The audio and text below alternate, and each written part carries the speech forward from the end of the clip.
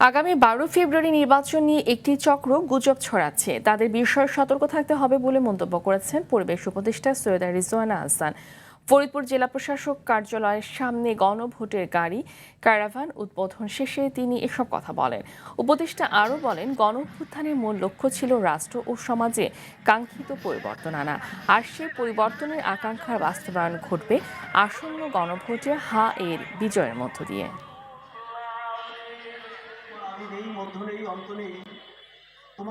আমি আমাদের যে সকল ভলান্টিয়ার এবং এই যে পরিবর্তনটা আমরা দেশে আনতে চাই, এই পরিবর্তনটা যদি আমরা আনতে সত্যিকার অর্থেই চাই, তাহলে আমাদেরকে গণভোটে অংশ নিতে হবে এবং গণভোটে যে আমাদেরকে হ্যাঁ সিল দিতে হবে।